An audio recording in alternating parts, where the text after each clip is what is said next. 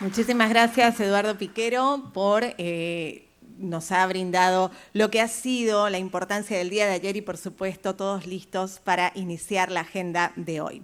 Vamos a iniciar justamente con el panel de discusión, oportunidades de financiamiento en el mercado voluntario de carbono, los desafíos y áreas de mejora, para lo cual voy a invitar a los integrantes. Ana Zapata, vamos a invitarla para que se acerque. Ella es Head of Climate Consulting de StoneX. Aldo Franciscolo es CEO de Andean Crown. Invitamos a Camilo Trujillo, LEC, Lead and Digital Markets de IETA. Arturo Caballero, CEO de A2G. Y vamos a invitar para la moderación a Teresa Tattersfield, directora de originación y cofundadora de Bread Consultores.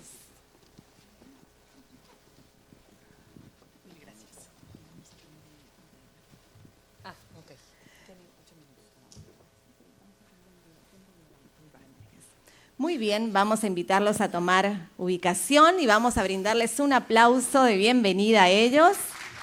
Y ahora sí, le cedemos la palabra a nuestra moderadora. Adelante. Pues muchísimas gracias, muy buenos días. Estoy súper contenta de estar aquí en este panel que nos tocó con gente maravillosa, con amigos, con gente que tiene una experiencia que sumada también podrían pasar los 100 años.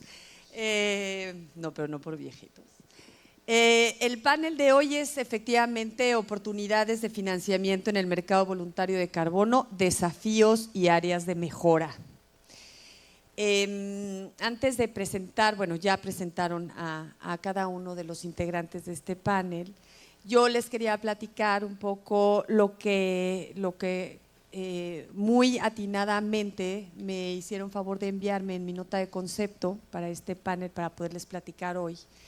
¿Cuáles podrían ser estas palabras provocadoras para poder hablar de oportunidades y de desafíos? Entonces hablaban, bueno, pues es que la volatilidad de los precios que tenemos ahorita en el mercado, hablaban de los costos que cada vez se incrementan más en cuanto al desarrollo y sobre todo a la certificación, así como los tiempos, ¿no?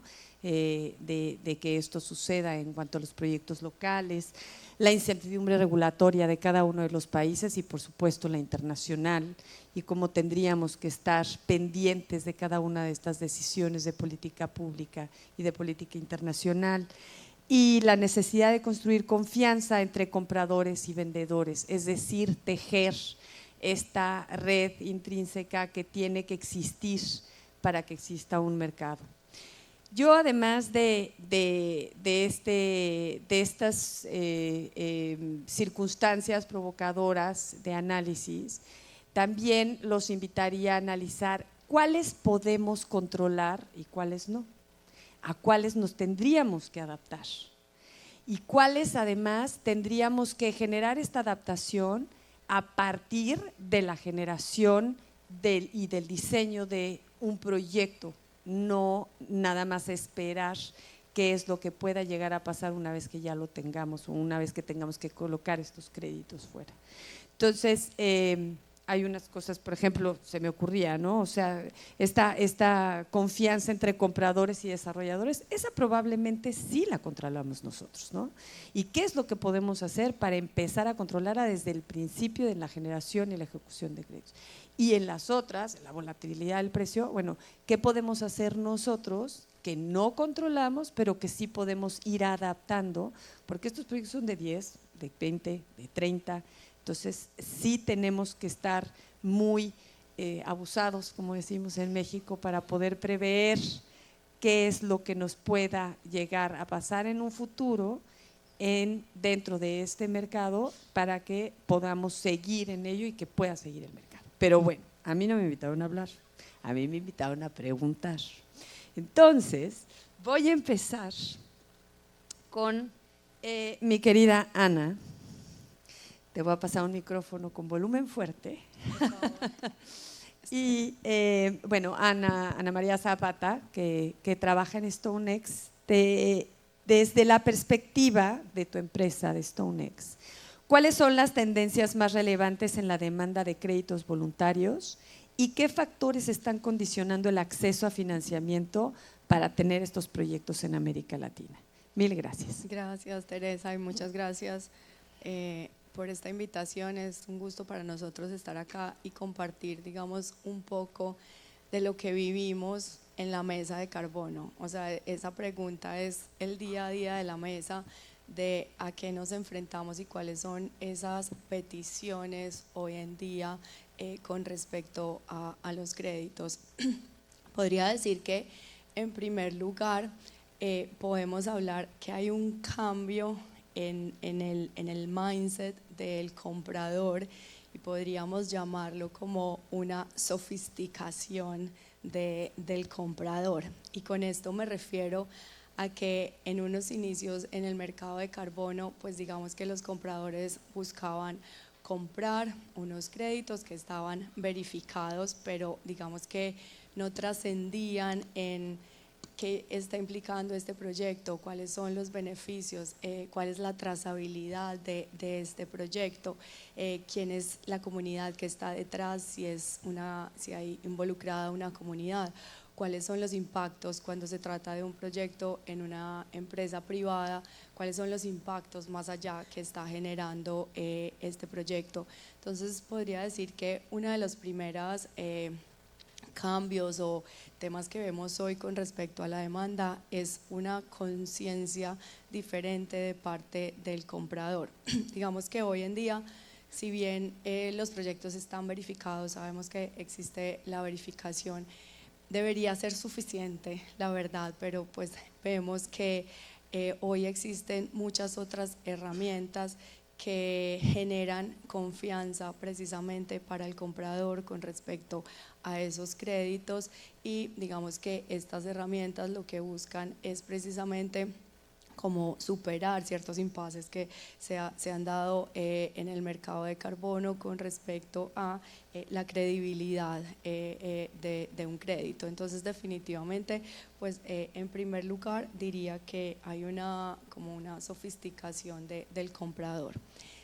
Luego, la integración de los temas de cambio climático y de sostenibilidad en las empresas también ha ido evolucionando, y esto ha hecho que los créditos que se busquen pues ya tengan como una connotación diferente, que estén relacionados, por ejemplo, con el sector en el que la empresa se encuentra. Entonces buscan proyectos que o estén en la región, no solamente se trata de comprar un proyecto, un crédito que está a un valor mucho más bajo en cualquier lugar del mundo, si bien la acción climática es válida en cualquier lugar del mundo, pero las empresas hoy buscan, digamos, un tema más local y que esté más integrado con sus estrategias.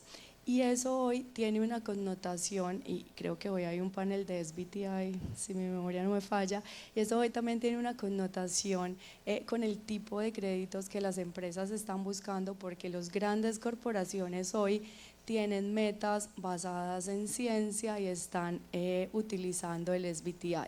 Y sabemos que desde el SBTI también hay una restricción del tipo de créditos que se pudieran llegar a utilizar para una eventual compensación.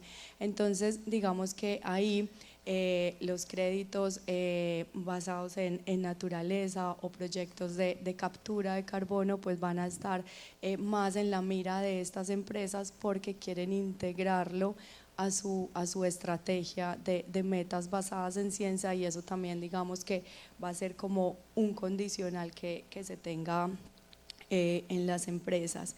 Y finalmente en temas de estas tendencias, hoy digamos hay una mayor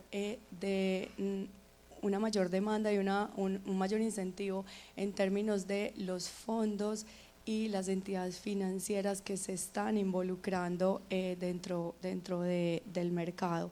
Hay una creciente demanda del sector financiero de estar más ahí y de empezar a tomar el crédito de carbono como un asset, y eso hace que la trazabilidad y toda la garantía que se le debe dar al crédito, digamos que suba como un poco como las medidas que ellos quieren tomar para efectivamente tomarlo como un activo como tal.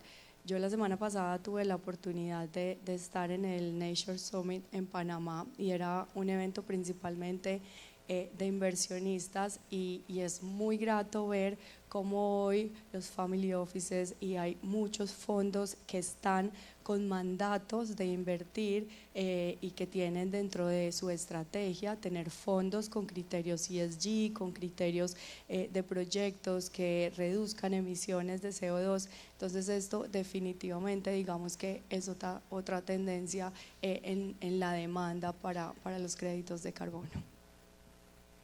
No me fue tan mal con la voz. No, muy bien. Te alcanzó. No, muchísimas gracias. Pues sí, definitivamente los compradores cada día están mucho más exigentes y exigen un crédito de calidad que realmente cubra estos requisitos para poder volverse un asset y un commodity, como lo están exigiendo ya en la parte financiera. Y las implicaciones para que esto suceda a los que estamos en el día a día, de repente sí son un poco mortales, pero hay que adaptarse.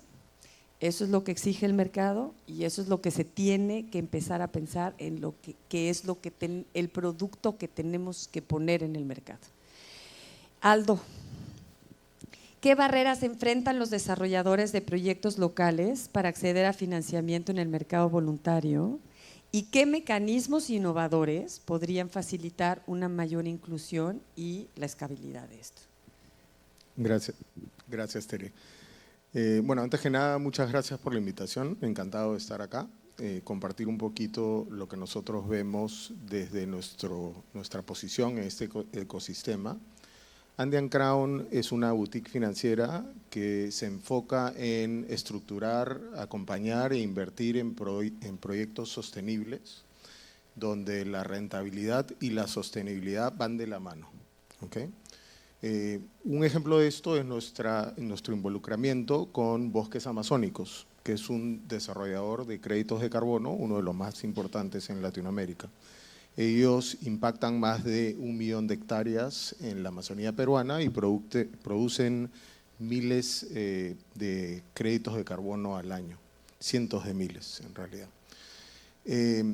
Entonces, en cuanto a las barreras que nosotros hemos encontrado para el financiamiento de desarrolladores como Bosques Amazónicos, lo primero que salta es que no hay, digamos, el financiamiento en el momento adecuado.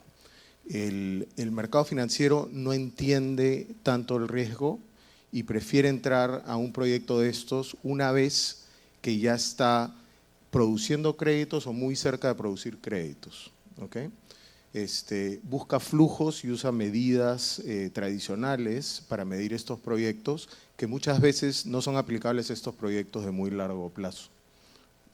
Esa es una barrera. Esto va de la mano con la segunda barrera, que es la complejidad y el costo de lanzar uno de estos proyectos.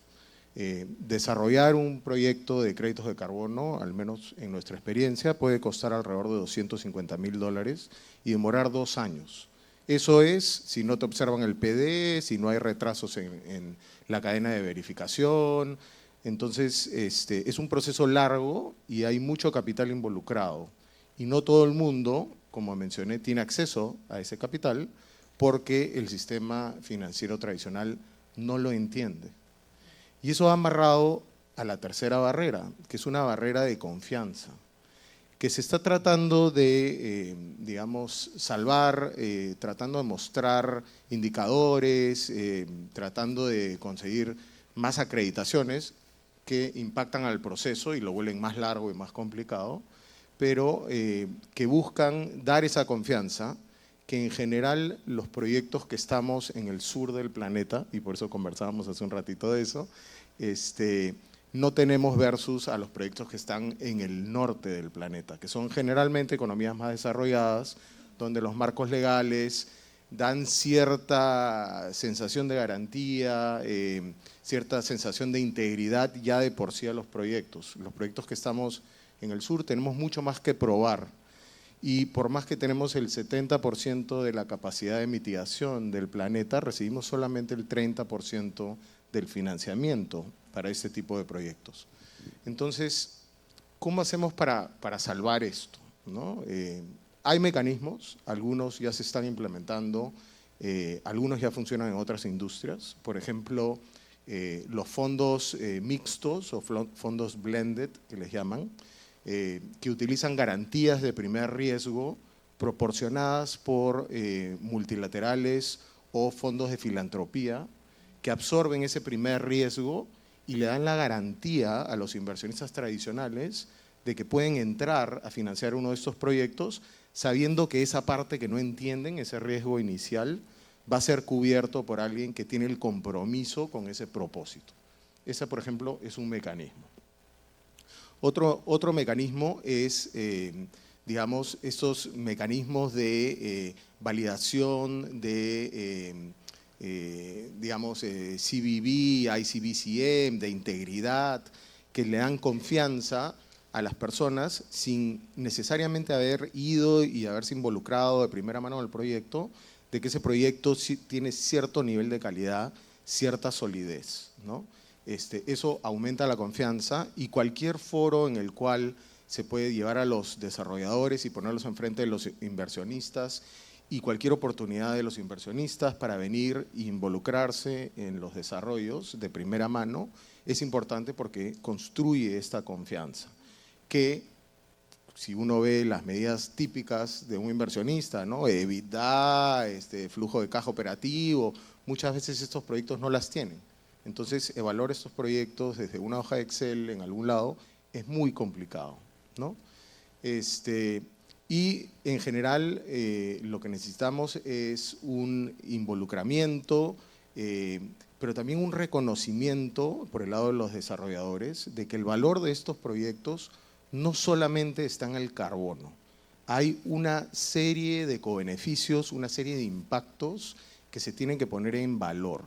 Hay los impactos a la biodiversidad, a los servicios ecosistémicos, los impactos a las comunidades. Muchos de estos proyectos son proyectos agrupados, donde se construyen capacidades, se beneficia, se eleva el nivel de vida de estas comunidades involucradas. Y eso se tiene que poner en valor. Hay cosas que se hacen que a veces no se aprovechan. Por ejemplo, en el caso de bosques amazónicos, nosotros tenemos un manejo forestal responsable, somos certificados FSC, y eso nos permite vender esta madera sostenible de largo plazo. Eso le da al proyecto flujos esperados, certeros, de largo plazo, que permiten a un inversionista realmente decir, ok, yo entiendo que en los primeros años quizás no va a haber el cash flow, pero en el largo plazo hay este valor. Entonces, mezclar ese valor de largo plazo y de corto plazo, por ejemplo, para bosques amazónicos, es muy importante porque los créditos de carbono proveen este financiamiento de corto plazo para esta producción de forestal responsable que provee los flujos de largo plazo y asegura la sostenibilidad de este proyecto en el tiempo, porque eso construye confianza, eso te demuestra que este proyecto en 20 años, en 40 años, va a seguir existiendo porque hay un flujo de largo plazo hacia el cual se está trabajando, ¿no? Entonces, esas son cosas que pueden ayudar a que los inversionistas más tradicionales que de repente no conocen el modelo, se involucren y financien este tipo de actividades. Muchas gracias. Continuamos con Camilo. Camilo, AITA ha promovido lineamientos y plataformas para fortalecer la arquitectura del mercado voluntario.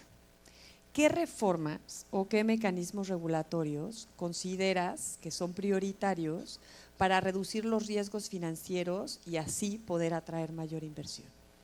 Bueno, voy a hacer un par de comentarios. Sí, como desde AITA hemos apoyado en la construcción de marcos para el mercado voluntario de carbono, por ejemplo, tenemos el AITA Guidelines for High Integrity Use of Carbon Credits, que va muy asociado a algo que ya dijo Ana, y es el hecho de que tenemos que entender que venimos en un mercado de carbono en constante evolución, es decir, es un mercado que realmente es relativamente joven a comparación de otros servicios o productos que pueden llevar 100 años, 70 años, incluso más. Y parte de lo que ocurrió con esas críticas, algunas fundamentadas, algunas no, por parte de medios de comunicación frente a proyectos, es que eso llamó la atención también a decir, listo, si queremos escalar más el mercado voluntario de carbono, también tenemos que asegurarnos de que tengamos una mayor integridad, y ahí sale ICDCM, sale por ejemplo desde cómo crear la oferta con alta integridad, en términos de cómo tener una demanda y hacer unos claims correspondientes, bueno, está SBTI, está BCMI, hay otras iniciativas. Y hay que entender lo que tú ya decías un poco, Tere, y es el hecho de que, claro, hoy en día tenemos que ponernos como la 10, por decirlo así, en adaptar el desarrollo de los proyectos, incluso nuevos proyectos, bajo esos nuevos estándares. Sabemos que eso es cansón, engorroso, sabemos que eso implica mucho trabajo, cambios de metodologías, análisis de líneas bases, incluso recortar áreas de proyecto, muchas cosas puede ser, pero es entender eso que es clave. Ahora, eso por un lado, me quiero meter un poco más ya en el tema financiero. Yo hablaba, por ejemplo, con algunos bancos, e incluso hasta con Ana, también lo conversamos en la COP16 en Cali, y es entender cómo el sector financiero tradicional es eso, es tradicional, y el mercado de carbono todavía es algo muy innovador, si lo queremos decir, y un poco informal frente a lo que es el sector financiero. Una de las mayores reflexiones que me trajo esto es que tanto el sector financiero tiene que ser un poco más flexible para adaptarse, como el mercado de carbono también tiene que tomar ciertas medidas para adaptarnos también un poco más a las condiciones del sector financiero tradicional. Eso que implica, por ejemplo, que idealmente exista un marco regulatorio o reglamentación de participación dentro del sector financiero. Caso Colombia, a mí me dice un banco como Camilo, pero es que nosotros nada más podemos hacer lo que está dentro de las reglas de Superfinanciera, la Superintendencia Financiera. Y yo soy como que, entonces hablé con Superfinanciera, que entiendan el tema, cómo se contabiliza eso en los libros de los bancos, ¿cierto? Esto es un activo, esto es un commodity, ¿qué es esto? Primero, otro tema, infraestructura de mercado. Usualmente cuando un sector financiero va a hacer inversiones, lo hacen bonos, y eso está dentro en Colombia se llama DECEVAL, pero es el Registro Público de Valores, ¿cierto? Entonces como que ahí tú sabes. Por eso nosotros insistimos tanto en tener registros robustos, pero también ellos quieren saber cómo se forma el precio, y hoy en día dentro del mercado voluntario de carbono pues es muy, eso tiene un nombre, OTC, ¿cierto? Y es como, bueno, básicamente yo llamo, cuadro el precio con esta persona, intermediamos, pero no es una formación de precios transparente. Entonces eso para el sector financiero también es como que, bueno, yo en qué me estoy metiendo, cómo sé cuál va a ser el precio, cómo hago, un poco lo que tú estabas comentando ahora. Y un tema importante, bueno, eso también nos ayuda a evitar asimetría de información y también seguridad en el manejo de datos. Y ya otros temas que los paso más rápidamente para no tomar mucho tiempo, pero por ejemplo, regulación de participantes del mercado, también hablar de temas de interoperabilidad, trazabilidad de la información, esto también está muy asociado a los registros, transparencia en los datos, y otros temas como en gobernanza, evitar conflictos de interés, es decir, lógicamente en los roles que tenemos de auditores, certificadores, desarrolladores de proyectos, hacer como tener un marco de gobernanza robusto para evitar esos conflictos de interés, y finalmente temas de debida diligencia y seguros, que va a haber una charla esta tarde también sobre seguros muy interesante, y eso también ayuda a que, digamos, se curan riesgos, y yo también creo que el sector asegurador le da cierta institucionalidad, y lógicamente pues entienden también cómo funciona el sector financiero y podrán ofrecer servicios y productos que se adapten a las necesidades del sector financiero para que invierta. Quería cerrar con un último comentario que tengo por acá, porque precisamente reforzando un poco lo que comentabas, y es en la Semana del Clima también, la semana pasada en Panamá, habían unas mesas de Implementation Forum donde uno de los laboratorios fue sobre mercados de carbono y artículo 6, y habían varios participantes de banca multilateral, y siendo ellos los técnicos del proceso de mercados de carbono, comentaban muy claramente, esto para mí hablarlo con mi jefe es complejo, porque mi jefe me dice como, pero venga, y esto no es como muy volátil, o venga, y esto qué tipo de inversión o qué riesgo tengo yo, y lógicamente lo que venimos hablando, el mercado de carbono está en ese proceso de evolución. Y sumémosle el hecho, conozco otro caso de otro banco multilateral gigante, que nos explicaba y nos comentaba como, venga, es que yo tengo para poner es más de esta cantidad de dinero, y eran sumas muy grandes de dinero, que muchas veces para un proyecto de carbono no lo es así. Entonces para ellos era un reto hacer, porque claro, ellos tienen muchos costos transaccionales, análisis, entonces no puedes meterle 10 pesos, pues porque no, sino que son inversiones de mucha plata y muchas veces no encontraban ese volumen en cuanto a inversión. Con eso dejo hasta el momento. Perfecto, pues muchísimas gracias. Pues vaya que tenemos, en el resumen al final del panel voy a intentar volver a retomar las ideas principales, pero vaya que tenemos varios conceptos muy importantes que seguir analizando e insisto que seguir viendo desde cualquiera de nuestros sectores cómo vamos a ir integrando en nuestro día a día para poderlos ya meter poquito a poquito en estas nuevas exigencias del mercado. Por último, y no menos importante, Arturo, desde la experiencia y perspectiva de una firma consultora como la tuya en el mercado de carbono peruano, ¿qué tipo de proyectos para el mercado de carbono son potencialmente interesantes para un inversionista en este país? Me encanta esta pregunta. ¿Qué oportunidades de inversión existen relacionadas al mercado de carbono en Perú? Gracias. Gracias, Tere. A ver, sí, es una interesante pregunta y lo primero que tengo que decir es que el Perú tiene un gran potencial para el mercado de carbono, pero todavía tenemos algunas brechas que tenemos que cubrir. El mercado de carbono peruano es muy conocido por estar mucho más ligado a soluciones basadas por naturaleza, es decir, los proyectos, si se habla de Perú, siempre se habla de proyectos verdes, proyectos forestales, ¿no? Que tienen que ver con la Amazonía sobre todo, pero tenemos otros potenciales también, sobre todo en soluciones basadas en tecnología, cosa que no se habla mucho, y eso es lo que creo que me toca desarrollar ahora, porque esa es una oportunidad para el sector privado. Primero, creo que voy a comenzar diciéndoles que seguramente toda la sala sabe que el Perú tiene un compromiso que tiene que cumplir. Es un compromiso al 2030 y tiene que reducir el 40% de las emisiones. Eso es un montón. De ese 40% de las emisiones de gases de efecto invernadero que tenemos que reducir, gran parte lo va a tener que reducir, digamos, el Estado como parte de sus obligaciones con los sectores. Ayer estuvo el MINAM, estuvo Energía y Minas, estuvo el ministro de Agricultura. Cada uno y cada sector tiene una parte que tiene que apoyar para poder reducir las emisiones y llegar a las metas. Pero hay una parte que la tiene que hacer el sector privado. Hay otra parte que la va a hacer cooperación, seguramente apoyando algunos proyectos, qué sé yo, pero hay una parte que la tiene que hacer el sector privado.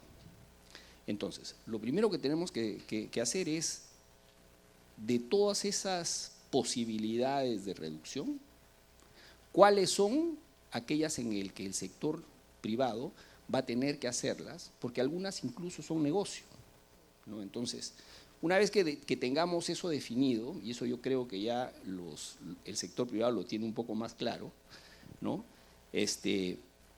Propiciar de alguna manera para que estos proyectos se lleven a cabo.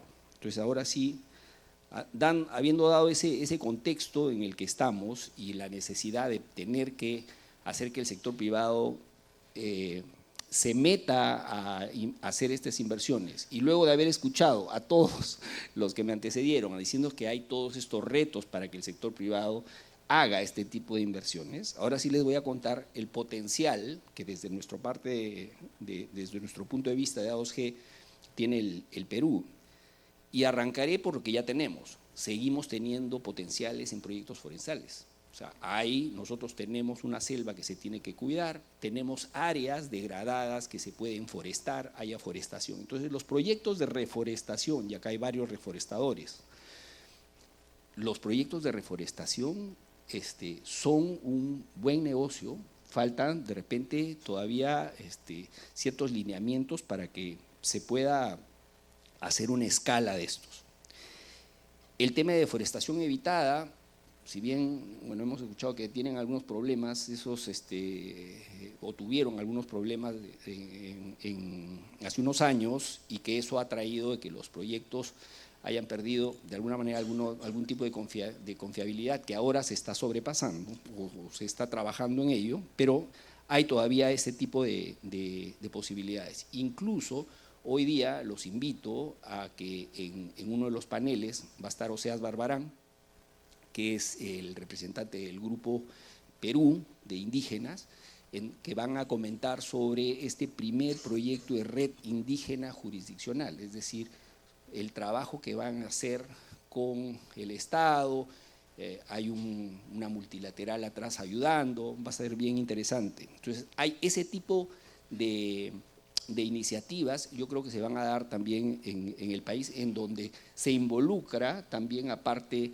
de locales, digamos, y son proyectos que apoyan no solamente la captura de carbono, sino también la parte social. Hay un sector que está, desde el punto de vista del mercado de carbono, todavía desatendido, que es el sector agro, acá en el Perú. Y hay potencial para varios proyectos. Lo que pasa es que en el Perú todavía no se conoce o no se usan todas las metodologías que pueden usarse. Y ese es un tema del mercado que nosotros mismos hemos creado en este mercado, que ahora, antes existían, te digo, hace unos años, tú contabas con las dos manos, ya sabías cuáles eran los estándares. Ahora hay más de 170 estándares, entonces, claro, ¿cuál escoges? ¿Cómo traes? Cada estándar tiene metodologías. ¿Cómo haces que esas metodologías engranen, encajen en los proyectos? Porque tienes pues cientos, ¿no? Entonces, ahí hay una brecha que tenemos que cubrir, pero tenemos una importante proyectos o potenciales proyectos en agricultura climáticamente inteligente, agrocivicultura, forestería y agricultura regenerativa, todo lo que es riegos tecnificados, el uso de fertilizantes, en fin, ahí hay una serie de proyectos que nosotros podemos utilizar en el agro y que pueden reducir emisiones. Pero además, hoy día, han habido estas metodologías antes, pero las nuevas metodologías para, por ejemplo, carbono azul, todo lo que son manglares y captura de carbono en manglares, humedales, turberas, pastizales. Estuve conversando con Biocarbon ahora.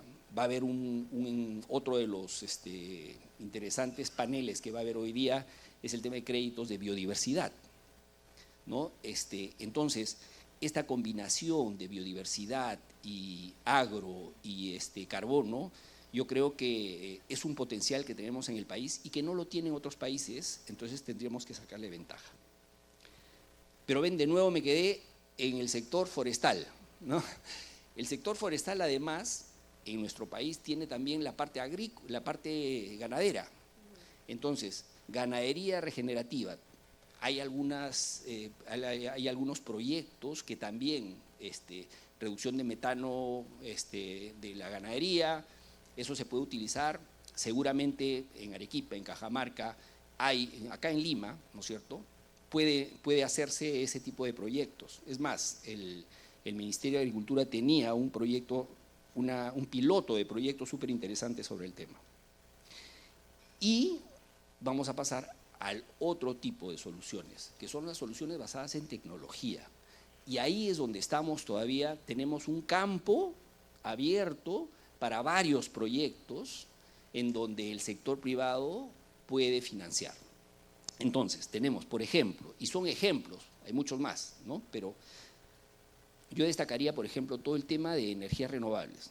Hemos escuchado hace como un mes y medio, el Perú han aprobado ya el estudio de impacto ambiental de el mayor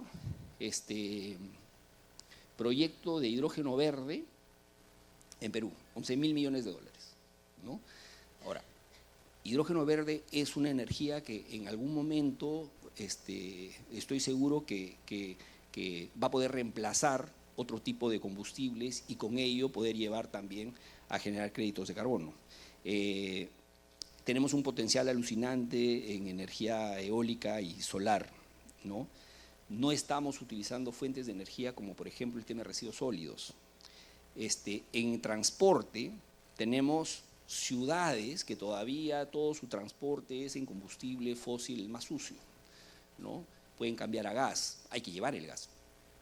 Tenemos la posibilidad de la electromovilidad. Hay un proyecto súper interesante que para Perú, creo que era Paraguay y otro país que no recuerdo, que era buscar generar que en las ciudades se cambie, digamos, el transporte a transporte eléctrico. Bueno, ese es un súper proyecto que tiene que ver con reducción de emisiones. El tema de la infraestructura para transporte, igual. En eficiencia energética, nosotros somos muy malos en eficiencia energética y eso de repente es, o no es que de repente sea, sino la energía que nosotros consumimos es bastante cómoda, ¿no? Entonces, cuando tú tienes un proyecto de eficiencia energética, muchos de ellos no salen. Tenemos que hacer algo con el tema de eficiencia energética y ya se avanzó bastante en algunos sectores, pero yo creo que eficiencia energética en industria, eficiencia energética en algunos sectores productivos es clave. Potencial de residuos, igual, ¿no? Es lo que decía, tenemos pocos rellenos sanitarios controlados en el Perú, tenemos varios botaderos en las ciudades, todos generando metano que se puede capturar, quemar o capturar y luego producir energía como lo hacen en otros países. Y por último, todo esto viene, si bien tenemos ese potencial, el potencial está ahí, pero claro, tenemos que resolver algunas cosas, ¿no? Para poder atraer inversión. Y solamente destacar 3 temas. Uno, escalabilidad. Tenemos un montón de proyectos, pero proyectos chicos. Tenemos que agruparlos, tenemos que ver la manera de cómo hacer que los proyectos tengan una mayor escala.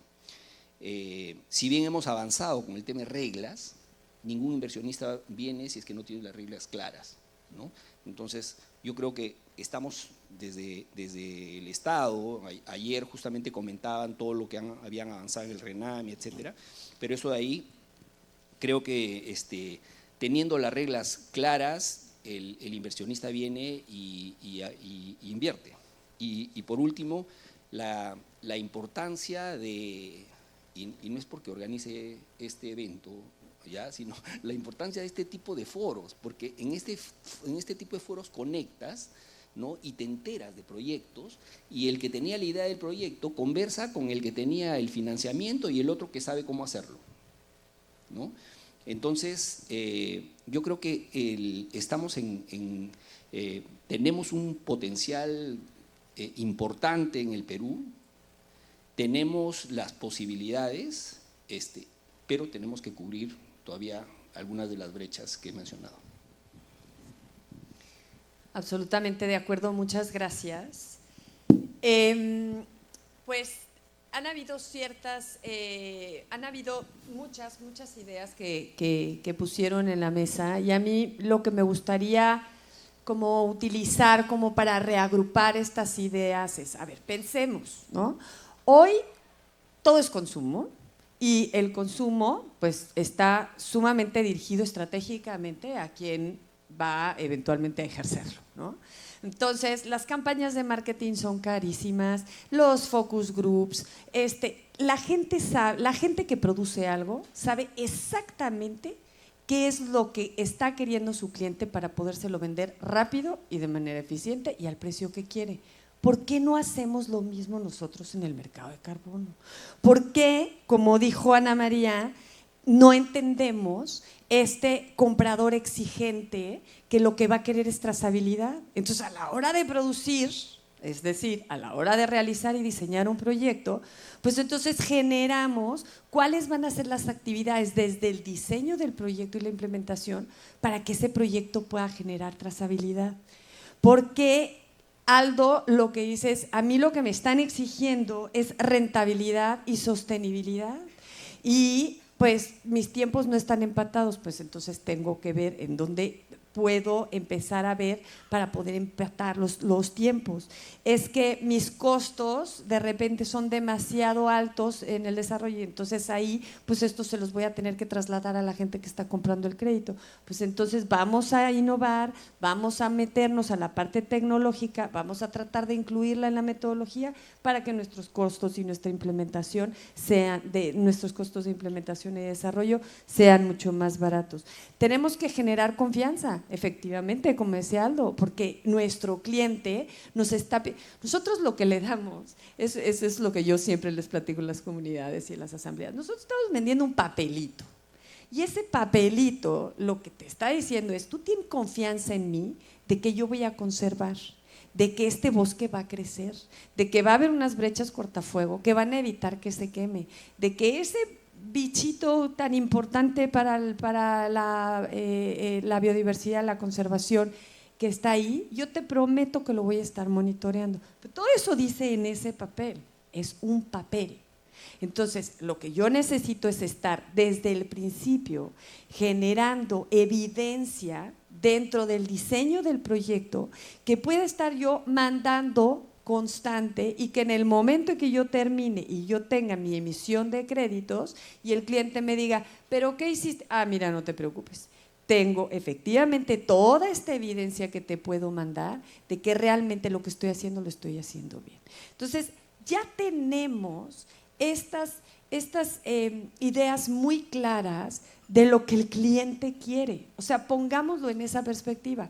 Entonces, traslademos esas exigencias al diseño del proyecto desde el principio, con sus costos, con sus tiempos, con la metodología de las 100 y pico mil que ya existen ahora y que tenemos que elegir para que sea la más adaptable a… Ya me está poniendo concluido, me está poniendo muy nerviosa. A la que realmente requiera el proyecto, etcétera, ¿no? ¿Qué se necesita? Fondos mixtos. Se necesita involucrar a los inversionistas desde el principio o a los compradores potenciales desde el principio. Eso también lo podemos nosotros controlar en el diseño del proyecto. Se necesitan highlightear o resaltar estos beneficios sociales y ambientales, como decía Aldo. Camilo, el marco regulatorio, y también lo retomo de lo que decía Arturo, no hay un mercado regulatorio en el país, no viene el inversionista y ¿qué creen? No compra ni el japonés, ni el chino, ni el indio, ni el británico, ni un crédito si no existe esa estructura para no nada más para poder invertir, sino para poder tener créditos permanentes y sostenibles. Y las reglas claras, definitivamente, y bueno, por supuesto, pues todo el potencial de proyectos que se espera en el Perú. Muchísimas gracias. Siento que este fue un panel súper reflexivo y que podríamos cada uno desde nuestra silla y desde nuestro ámbito adaptar alguna de estas ideas a nuestro trabajo diario para poder tener un mercado exitoso en el Perú. Muchísimas gracias. Agradecemos a todos los integrantes del panel. Los vamos a invitar al centro del escenario para realizar una toma fotográfica. Y hemos reflexionado, hemos iniciado esta segunda jornada con el panel de discusión hablando de las oportunidades de financiamiento en el mercado voluntario de carbono, cuáles son los desafíos y principalmente las áreas de mejora que cada uno de los especialistas que nos ha acompañado han visto desde su perspectiva. Queremos agradecerles por todas las reflexiones que han compartido y con un fuerte aplauso los despedimos.